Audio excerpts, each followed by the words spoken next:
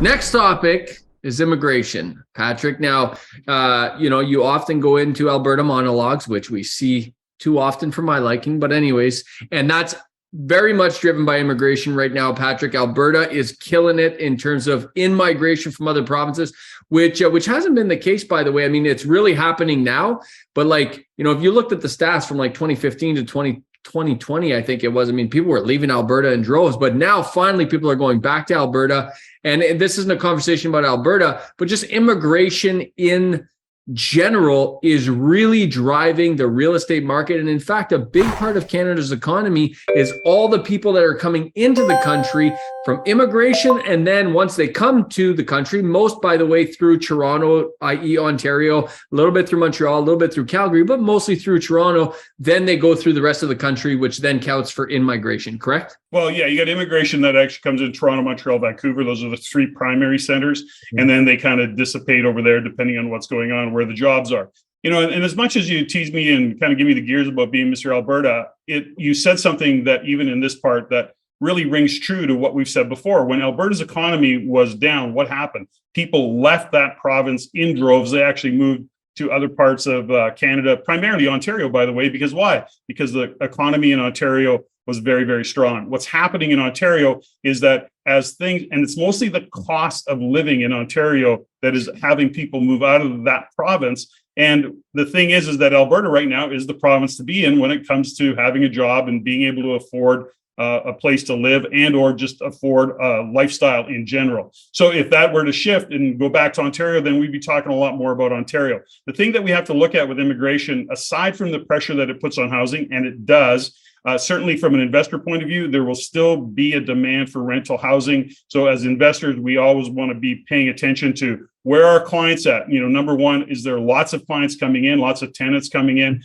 Do they have income? Can they afford the rents that we need to charge given the cost of housing? These are all things that we need to consider. So immigration coming into the province from a housing point of view puts pressure on it. But as an investor, that's actually a good thing. Having said that, where we really are feeling the pain is in our infrastructure, primarily healthcare, and that's something that we can't ignore. And that is also some of what will drive costs provincially: more debt, more deficit. So these are all things that there's, like I say, a lot of moving parts to it, but these are things that we have to pay attention to. And immigration, we need it, we want it for all the reasons that we have, including jobs that we need to fill. I want to ask our viewers something, Patrick, but I want to ask you as well. Folks, put in the comments below. I want to find out, I know pre-COVID, one of the hottest real estate tactic out there was student housing, at least where I am around my various regions that I invest in. And I think across the country, there was so many students coming to study in Canada.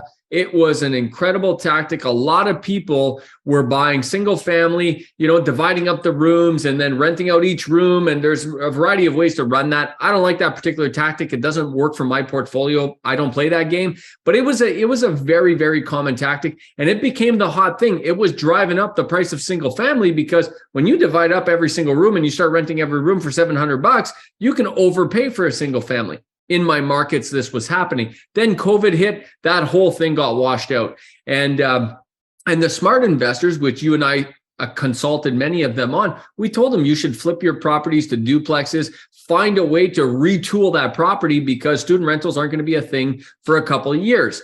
COVID then happened, and now that international student population has really come back. Is it, number one question, Patrick, for you is, do you know the numbers, and is it as high or higher than it was pre-COVID is the first question. But I want to find out is that still a hot topic, like a hot tactic that people are doing a lot of? And the viewers, I'm curious what they think as well. So put it in the comments below. But the question's for you, Patrick.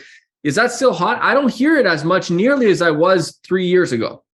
Yeah, and that's a good point. I don't know the exact numbers. I know that international students are still very strong, if not stronger than pre-COVID, and that there's still definitely a demand and a market for it. The problem is actually, again, a supply. And you're hearing lots of anecdotal information, anecdotal conversations about international students who are living in the slums. I mean, they're paying ridiculous amounts of money for a bedroom that, with no bathroom, or a bathroom way down the hallway that's shared with 7 other people. So the cost for international students to finding a place to live still remains a huge topic. It isn't mainstream media so much, but there is definitely an underlying topic or an underlying conversation that the international students are very much struggling, and probably students in general, period, international or not. But you're not sure from an investment tactic if it's as hot as it was. You're not sure. I'm not hearing about it nearly as much as I was. I mean, it was like it dominated just about every third conversation I had in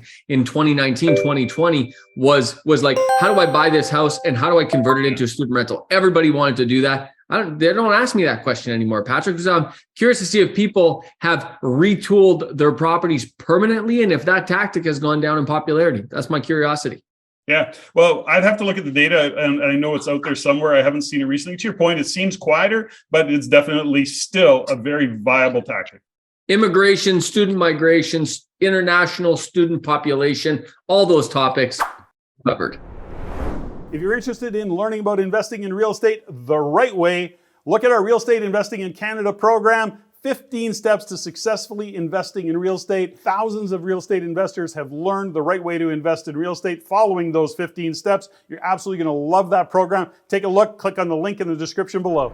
I hope you've enjoyed this episode. Please like and subscribe. And if you've enjoyed this, please share it with someone that you know, because it's going to be incredibly valuable to them. Also, we'd love to hear from you, so please comment below.